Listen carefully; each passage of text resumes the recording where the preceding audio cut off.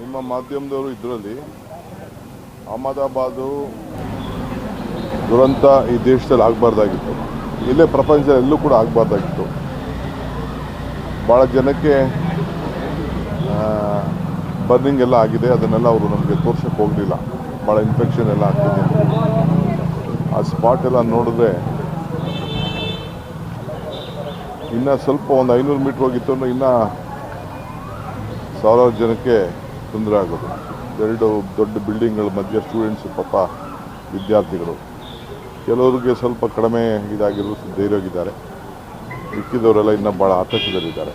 ಆ ಪೇಷಂಟ್ ಯಾರು ಉಳ್ಕೊಂಡಿದ್ದಾನೆ ಆತನಿಗೆ ಸ್ವಲ್ಪ ಮೆಂಟಲ್ ಆಗೋನಿ ಜಾಸ್ತಿ ಇದೆ ಅಂತೇಳಿ ಸಾಹೇಬರು ವಿಡಿಯೋ ಕೇಳಿ ಮಾತಾಡ್ತಿದ್ರು, ಖರ್ಗೆ ಸಾಹೇಬ್ ಅಂತೇಳಿ. ಇಡೀ ಟೀಮೇ ಅಲ್ಲಿ ಬಂದಿತ್ತು. ಈಗ ನಾವು ಆ ಬ್ಲ್ಯಾಕ್ ಬಾಕ್ಸ್ಗೆ ವೆಯ್ಟ್ ಮಾಡ್ತಾಯಿದ್ದೀವಿ. ಆಮೇಲೆ ಆ ಬ್ಯಾಟ್ ಬಾಕ್ಸ್ ಆದಮೇಲೆ ಸೊ ಇಡೀ ಪಕ್ಷ, ಕಾಂಗ್ರೆಸ್ ಪಕ್ಷ ಇದ್ರ ಬಗ್ಗೆ ಒಂದು ಸಾಂತ್ವನ ಹೇಳೋಂಥ ಕೆಲಸ ಮಾಡಬೇಕು ಅನ್ನೋ ದೃಷ್ಟಿಯಿಂದ ನಾವು ಹೋಗಿ ಅಲ್ಲಿ ಪೇಷಂಟ್ಸ್ನೆಲ್ಲ ಭೇಟಿ ಮಾಡಿದ್ದೇವೆ.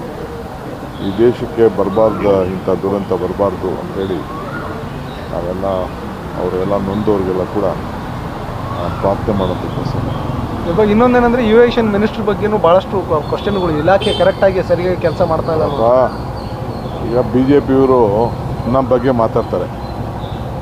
ಈಗ BJPಯವರು ದಳದವ್ರು ಇನ್ನೇನಿಲ್ಲ ಕೆಲಸ. ನಾವು ಅವ್ರಿಗೆ ಬೇಕಾದಷ್ಟು ಹಳೇದೆಲ್ಲ ತಿರ್ಚಿ ಹೇಳ್ಬೋದು, ನಾನು ಇದೂ ಹೇಳ್ಬೋದು. ನಾವು BJP ಥರ ನಾವು I don't want to comment on the civil aviation ministry or anything. ಬೇಕಾದಷ್ಟು ನಾರ್ಮ್ಸ್ ಇದೆ. ನಾನು ಅದನ್ನು DGCಲಿ ಏನೇನು ಮಾಡಬೇಕು, ಏನು ಆಲ್ಟ್ರೇಟಿವ್ ಫ್ಲೈಟು, ಮತ್ತೊಂದು ಇವೆಲ್ಲ ಏನೇನೋ ಇರ್ತದೆ. ನಾನು ಟೆಕ್ನಿಕಲ್ ಮನುಷ್ಯ ಅಲ್ಲ. ಡಿಬೇಟ್ ಆಗ್ತಾಯಿದೆ. ಸೊ ನಾನು ಪೊಲಿಟಿಕಲೈಸ್ ಮಾಡಲಿಕ್ಕೆ ನನಗೆ ಇಷ್ಟ ಇಲ್ಲ.